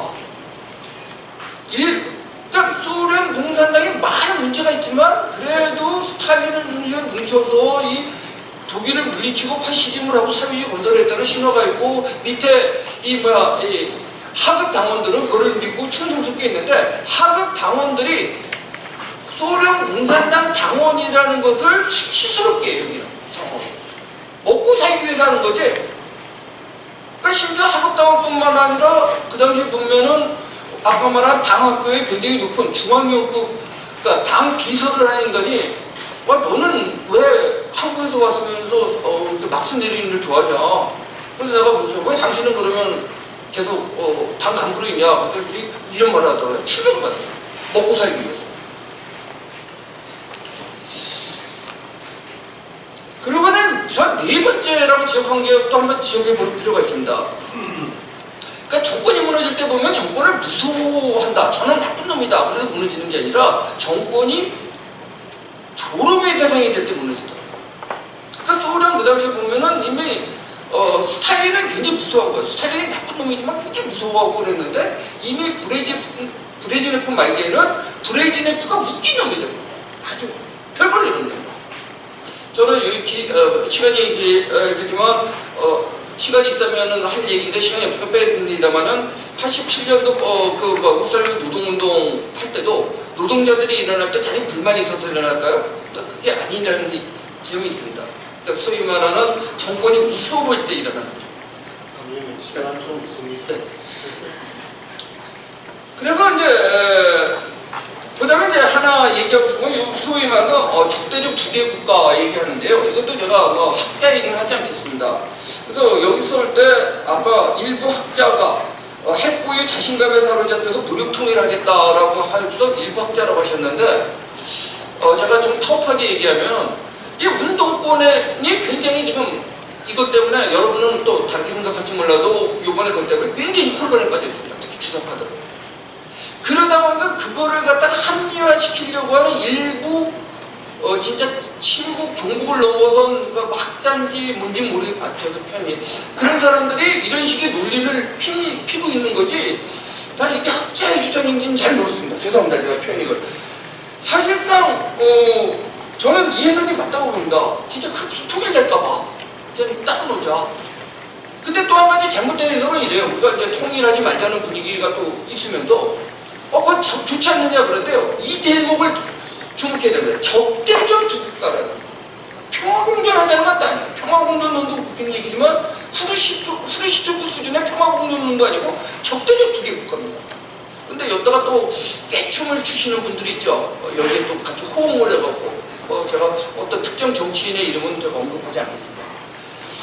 근데 분명한 거는요. 운동권이 굉장히 이것 때문에 흔들리고 있는 건 사실입니다.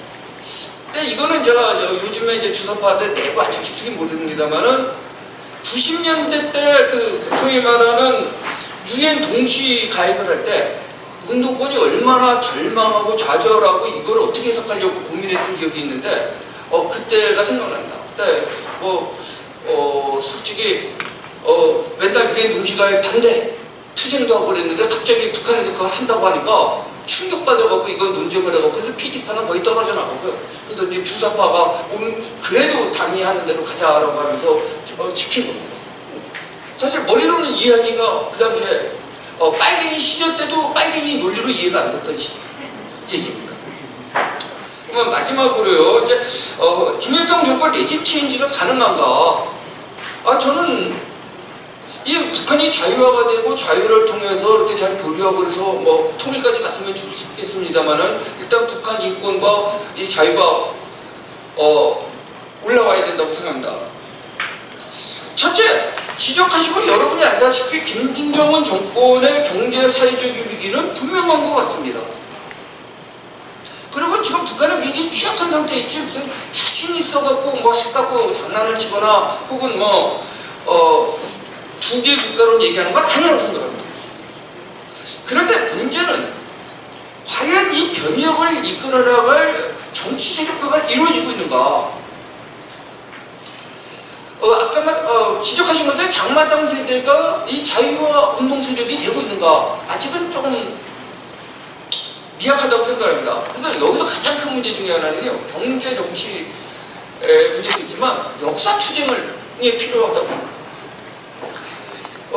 제가 잘못 알고 있는지 몰라도 보다 세월이 흘렀고 아까 이민국 선생님도 계시고 그래서 제가 낯간지를 거 하지만 그 북한 인텔리들이라고 하는 인간들 만나보면 해외에서 만나봤을 때 보면은 적어도 자기네들이 잘 산다고 우기는 인간은 없었어요. 적어도 저랑 대화를 하려고 할 때. 근데 부족부족 우기는 대목이 있어요. 역사적 전통성인지 이거 너네는 미제가 생나라고 우리는 김일성 장군이 항해 무장수행에서 그랬다면 제가 그 과장됐던 뭐였던 간에 우리는 그렇게 일제랑 싸워서 건국한 나라고 너네는 일제 아바다 새끼들이 만든 나라다라고 하는 건데요.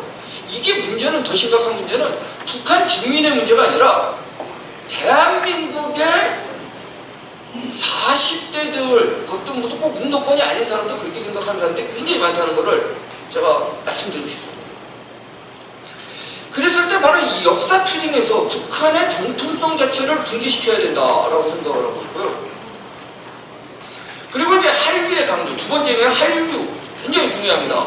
근데 그래서 이거 중요하지 않다고 얘기를 못 하고 있었는데 또 이렇게 원장님이 딱 지적을 해주셨어요. 강력한 통제기의 작동으로 한류도 아직 재미 혹은 동경 수준에서 소비되는 단계다. 좀 너무 지나치게 평화했는지 모르지만 이런 측면이 없지 않다. 결국은 이것이 단순히 재미 동경을 넘어서서 저항 내러티브로 가야 된다.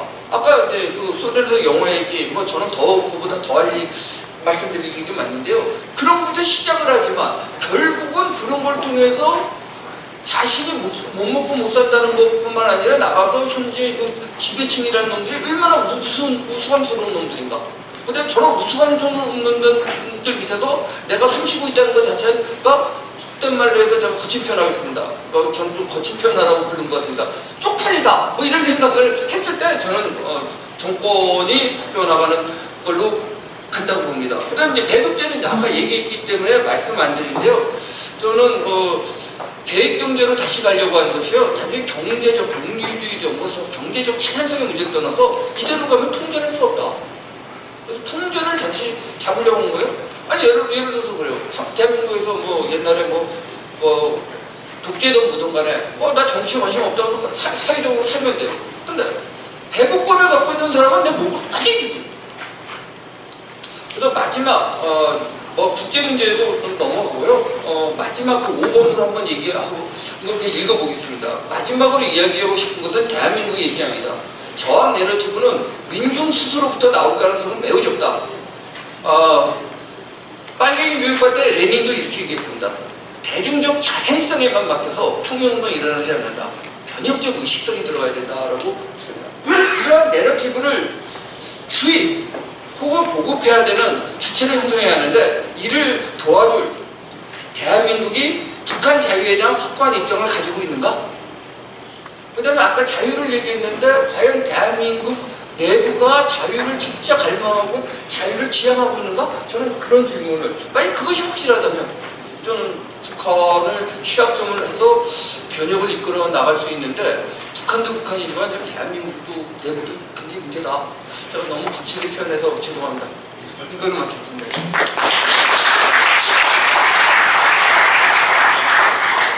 예, 김기현 원장님 발제하신 내용에 대해서 뭐 이견을 말씀하신 것 같지는 않고 경험을 바탕으로 아주 보충적인 발표를 아주 자세하게 잘해주신 것 같습니다. 그럼에도 불구하고 우리 발제하신 김기현 원장님께서 토론한 내용에 대해서 뭔가 하실 말씀이 있으시면 듣도록 하겠습니다. 지금 우리 황의원 교사 하신 말씀을 전적으로 다 제가 시간 때문에 좀 자르고 이런 것도 또 보충적으로 다 말씀해 주셔서 감사하게 생각합니다. 특히 이제 어떤 그 정치 체제의 변혁에 있어서의 사실은 일반 대중들의 그런 어떤 움직임 이런 것이 주도적인 역할에 대해서 하는 부분이 있습니다. 사실 균열은 그 지배 엘리트에서부터 일어나서 일이 이제 번지게 되는데 사실 지배 엘리트들은 사실 일반 민중들, 주민들의 그런 움직임이라든지 정세 흐름 이런 걸 또 포착을 해서 그런 이제 나름대로의 자기가 볼 때 나아갈 바를 또 정하고 그렇게 해서 이제 좀 지적인 어떤 변혁이라는 게 있을 수 있다고 봅니다. 그런데 사실 그 지배 엘리트들이 어떤 그러한 결정을 할 때 가장 중요한 요인이 대안의 문제입니다. 북한의 예를 들어서 생각해 본다면 김정은을 대체할 만한 김정은을 대신해서 우리가 누구를 따라서 할 때 과연 그것이 현실적으로 어떠한 것을 가져오는가 특히 이제 자기 입장에서 두고 생각을 많이 하는 거죠. 그래서 이 대안이라는 것을 우리가 구체적으로 만들어서 제시하면 할수록 그것이 구체성이 있고 현실성이 있을수록 북한 지배 엘리트들의 균열을 쉽게 가져올 수 있다. 사실 우리가 북한에 지금 김정은이 밑에서 어떤 당 간부나 또는 북한 정권의 간부들 일을 한다고 할 때 하도 편안한 날이 없을 겁니다.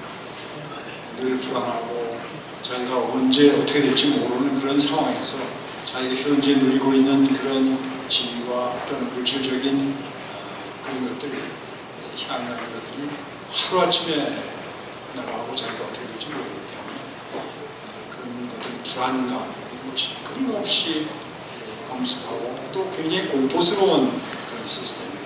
그래서 지금 공포에 의해서 사회를 꽉 누르고 가는 기제이기 때문에 지배 엘리트들 간의 김정은과의 결속력은 사실 저는 굉장히 약하다고 봅니다. 그래서 다만 그들이 구체적으로 어떻게 하면 이것을 타개하고 자기들이 생각하는 올바른 방향으로 나올 수 있을까 이런 것들이 아직 보이지 않기 때문에 지금 같이 이제 기호지사랄까요? 호랑이 등에 타고 있으니까 바로 내릴 수도 없고 그렇게 가는 거다 이렇게 생각합니다. 그래서 우리가 그러한 대안을 제시할 수 있는 그러한 생각을 좀 지금 더 모아야 되고 그것을 현실적으로 어떻게 할 수 있을지 특히 그런 측면에서 보면 이제 해외에 나와 있는 북한의 그런 간부들은 아니지만 어쨌든 간에 북한에서 그 어떤 이스태블리시먼트에 속하는 그들을 제1 타겟으로 하는 것이 굉장히 중요하다 이렇게 생각합니다. 사실은 북한의 그런 어떤 해외에 나와 있는 주요 인물들이나 또는 그 무역을 하는 사람들이 탈북했을 때 그 여파가 굉장히 널리 퍼집니다. 동료들도 이제 시간이 지나면 다 알게 되고 또 그걸 잡아내기 위해서 막 움직이면서 이제 다 소문이 나고 그래서 그런 것들에 대해서 우리가 이제 좀 집중적으로 노력을 해야 되고 해외 나가면 해파자들이 좀 쉽게 만날 수 있고 또 하나 이제 앞으로 저희가 이것은 민간 차원에서 하기는 어렵습니다만은 항상 관심을 둬야 될 것이 북한에 지금 그 핸드폰이 700만 대가 보호되어 있습니다. 그래서 핸드폰은 엄청난 그 위력을 가지고 있는 겁니다. 그래서 우리가 이것을 물론 그들은 그것을 이제 중국하고 접경 지역에 사는 주민들은 이제 중국 것을 보고 듣고 정확하다 할 수 있습니다만 그 내륙에서 지금 모르겠는데 이 핸드폰을 활용한 그런 것들이 어떻게 하면 이 핸드폰을 통해서 이 외부 정보를 보다 폭넓게 쉽게 접근할 수 있는가, 이게 이제 저희가 고민하고 방안을 강구해야 되는 중요한 포인트입니다.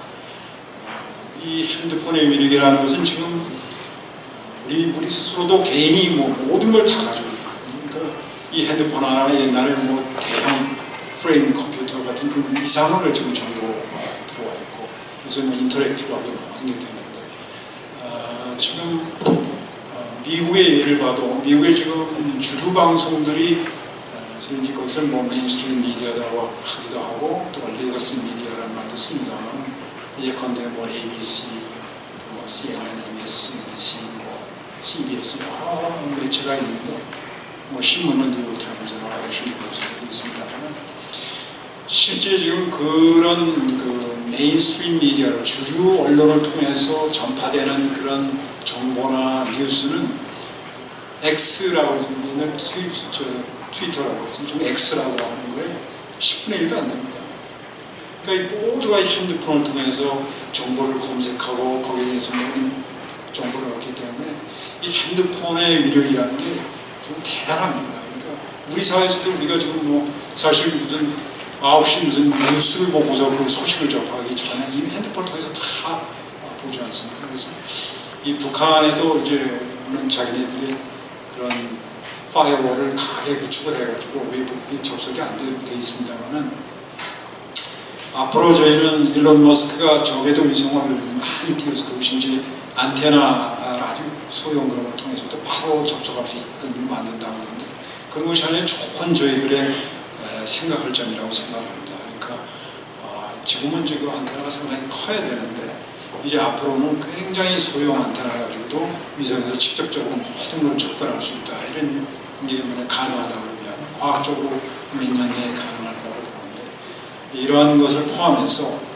우리가 북한의 핸드폰에 지금 700만 대가 보급되는 어마어마한 숫자거든요. 그런 것을 통해서 우리 정부에서 지난번에 윤 대통령께서 말씀한 정보 접근권의 확대라는 것도 기술적으로 활용할 수 있는 그런 방안이 아닐까 이렇게 생각합니다. 그래서 결국은 이제 북한의 정확한 이게 지금 북한의 기성세대는 김일성에 대한 향수가 강하기 때문에 우리의 성격이 잘 안 먹힙니다.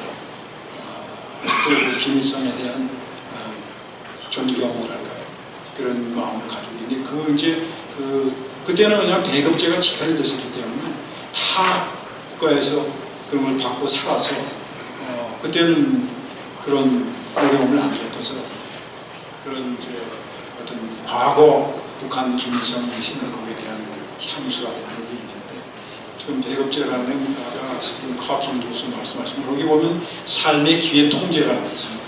근데 그 기제를 조선노동당 그러니까 북한 정권이 100% 장악하고 있으니 그게 완전히 무너져요.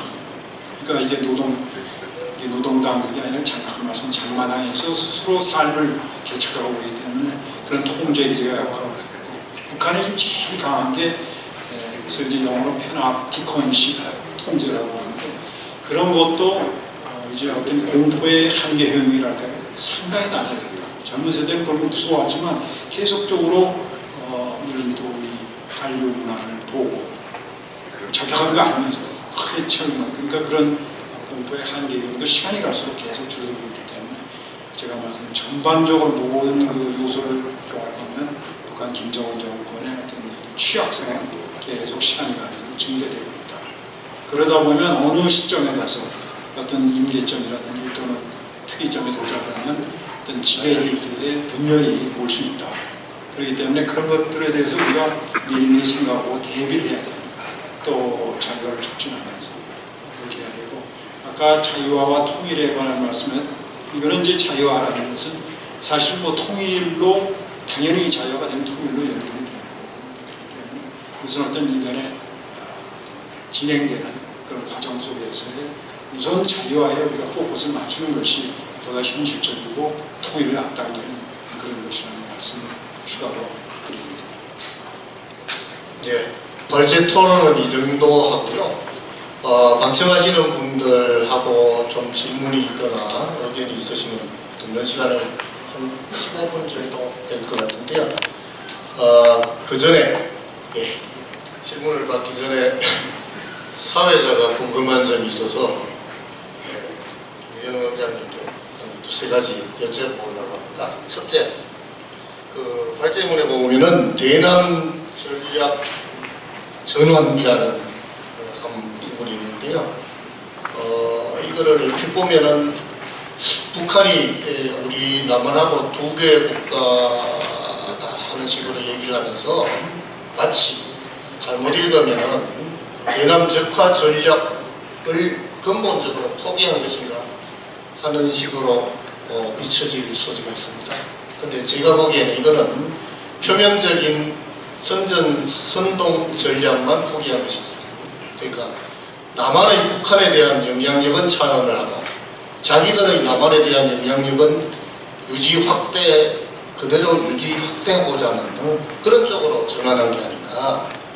남한을 적화하겠다는 야욕은 여전히 그대로 아닌가.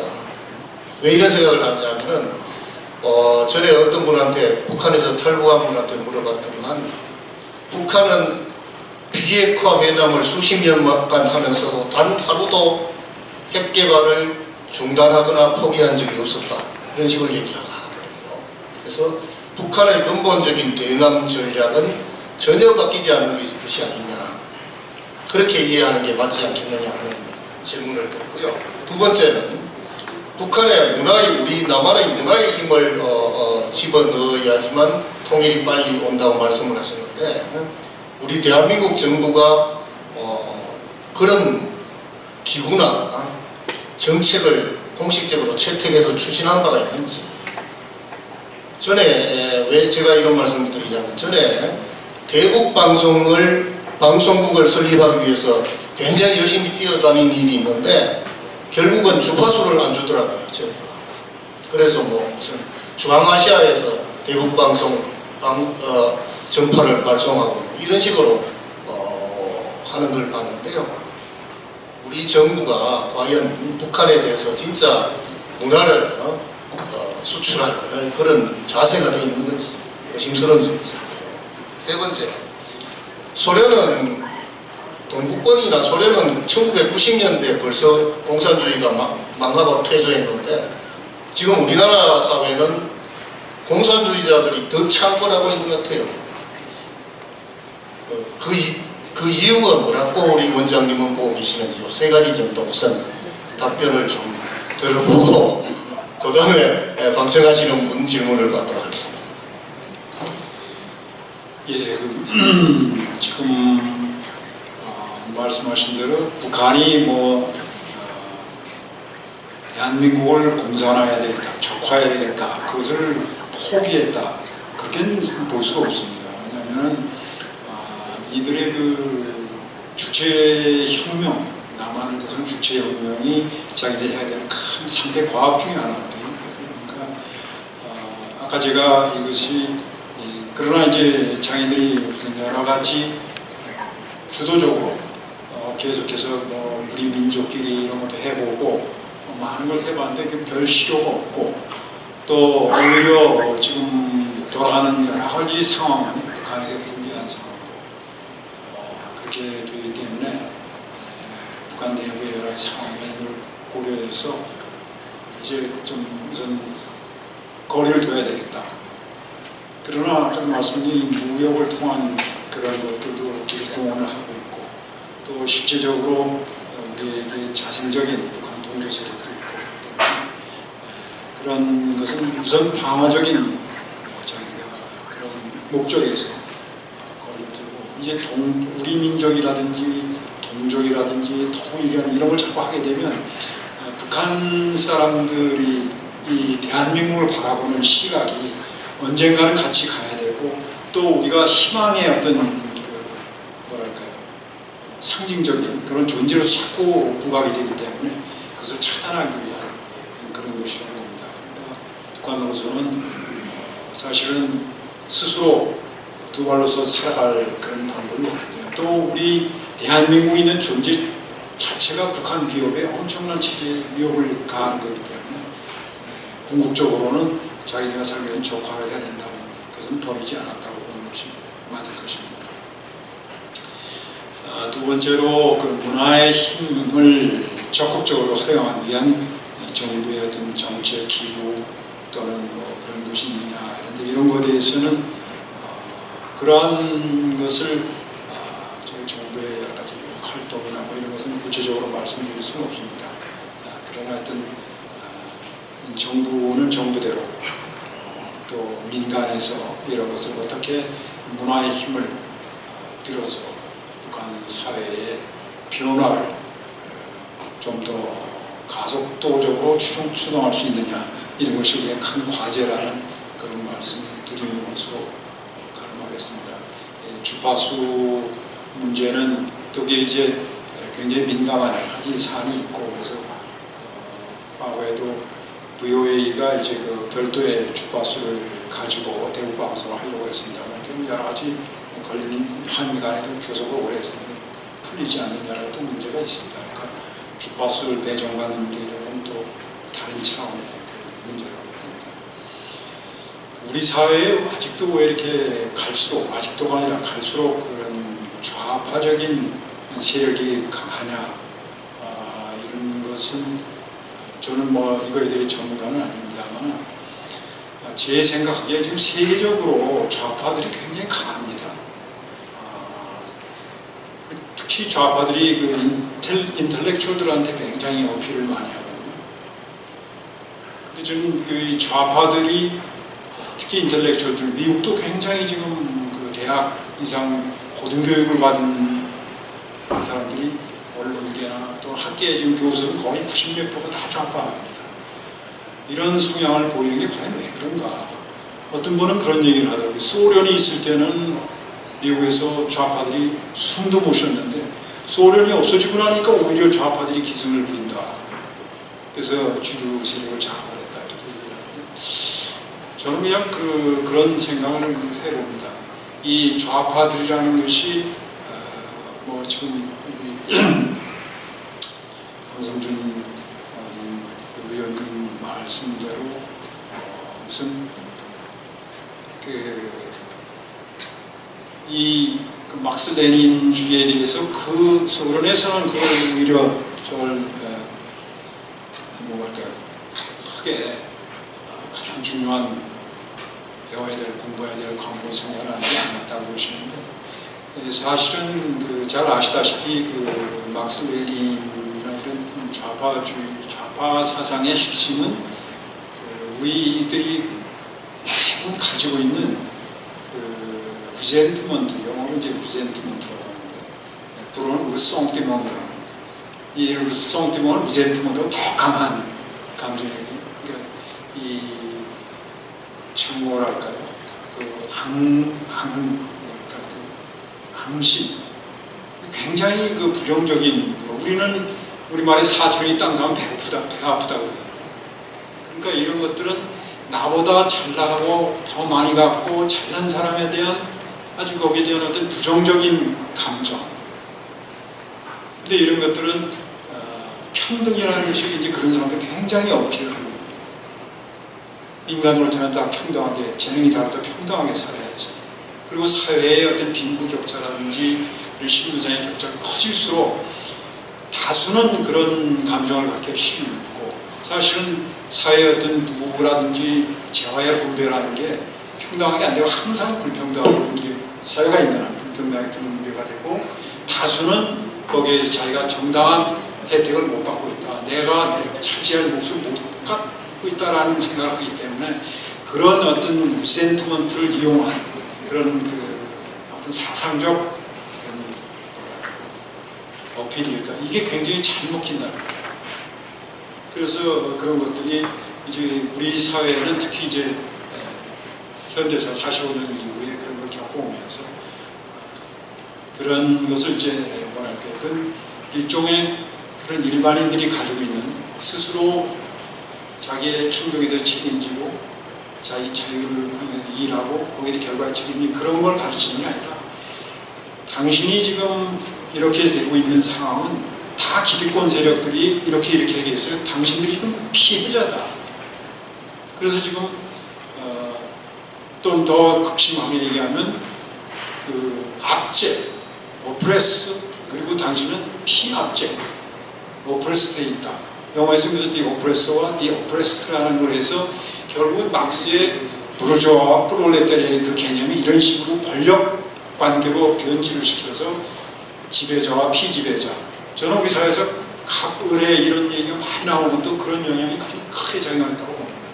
그러니까 우리는 갑질한다 이런 얘기가 그것이 너무 과도하게 지금 물론 평등 사람들이 인권을 주장하고 당연히 그 길로 가야 되지만 이게 너무 과도하게 페미니스트도 당연히 우리가 페미니즘에 대해서 찬동하잖아요. 자유주의. 아니 여성에 대해서 그렇게 차별하면 안 되지. 다 우리가 다 인간으로서 동등하게 해야 되는데 이제는 그게 아니라 이 메디컬 페미니즘은 여성이 여태까지 받아온 걸 보상하기 위해서 훨씬 더 강한 권한을 부여해야 되고 남자들은 그거에 대해서 값을 치러야 된다는 쪽으로 가요. 근데 모든 지금 좌파 이론들이 미국이나 서구에서 그런 쪽으로 지금 가고 있습니다. 과도하게 과거에 흑인들이 받았던 잘못을 보상하기 위해서 뭐 천불까지 가서 백화점 가서 깨부시고 훔쳐가도 그걸 잡으면 안 된다. 그 사람들이 지금 옛날에 조상들이 받은 그 압제를 생각해서 그걸 보상을 우리가 해야 된다. 그런 식으로 가기 때문에 이건 과도합니다. 그러나 일반적으로 이 피압제, 권력으로 모든 관계를 파악을 해서 권력을 가진 자와 권력을 가지지 못한 자의 이런 이분해갖고 갈라치기 하는 이것들이 상당한 호소력을 갖기 때문에 이것에 대해서 사회에서 전반적으로 늘 어떤 토론하면서 자유와 책임 이런 것에 대해서 가르치고 자기 행동에 대해서 자기의 선택에 대해서 책임지는 개인의 자유라는 것이 무엇을 의미하는 것이 책임은 무엇을 의미하는 이런 것에 대해서 교육이 제대로 안 돼 있기 때문에 우리 사회에서는 특별히 그런 걸 잘 안 하는데 자꾸 뭐 이 부정적인 면을 가지다 보니까 우리 사회에서 사실은 역사적으로 이미 다 폐지된 그런 낡은 관념이 계속적으로 위력을 발휘하는 거 아닌가 이런 생각을 하고 있습니다. 예, 원장님 자세하게 좋은 설명을 해주셔서 감사합니다. 그러면 방청하시는 분들 중에 발제하시는 분이나 토론하시는 분한테 질문하시는 분 계시나요? 원장님께 질문 드리겠습니다. 아까 김정은 우상화 관련해서 제가 한 가지 궁금했던 점이 평소에 지금 김정은 딸 김주애가 있지 않습니까? 그래서 김주애가 저는 김정은의 그런 우상화에 좀 일부 역할을 띄고 있지 않나 그렇게 판단을 합니다. 하지만 또 다른 시각도 있습니다. 그냥 4대 세습의 상징이다 그렇게 보는 시각도 있는데 결과적으로 김주애가 지금 북한에서 어떤 용도로 활용되고 있는지 또 어떤 상징이 있는지 현 시점에서 그런 부분이 궁금해서 질문드리겠습니다. 네, 이상입니다. 이 김주애가 이제 미사일 발사장이나 이런 게 등장을 해가지고 뭐 우리나라뿐 아니라 세계 언론이 다 그걸 가지고 대서특필한다고 하네요. 언론용어로 엄청난 관심을 보이고 지금도 뭐 김주애 나오면 거기에 대한 뭐 해설 또 노동신문에 뭐 무슨 용어를 그 앞에 존칭을 썼다 해가지고 전문가들께서 다 나와서 말씀들 하시고 그래서 크게 보면은 김주애가 4대 세습의 이제 후계자로 지금 그 준비 단계를 밟고 있다는 그렇게 이제 분석하시는 분들이 있고 또 한쪽에서는 그럼 김주애는 북한의 여러 가지 여성에 대한 그런 또 김일성이 한 얘기 이런 것들 볼 때 후계자는 아니다라는 주장이 있습니다. 어느 것이 맞는지는 사실은 뭐 김정은만 알겠죠. 저는 개인적으로 김주애는 후계자가 아니다 이렇게 생각합니다. 근데 그 이제 저는 그 지난 4월에 친근한 어버이라는 그 우상선전 가요가 나왔을 때 저게 이제 여기에 연결이 되는구나 하는 생각을 했습니다. 그러니까 친근한 어버이라는 것이 결국 김정은이 매일 뭐 미사일 핵하고 굉장히 그 공포스러운 젊은 나이에 이제 그 권력을 받아서 소송도 많이 하고 11여 년을 많이 했는데 결국 그 수령이라는 거. 자, 북한 하면 자유화 해주세요. 네.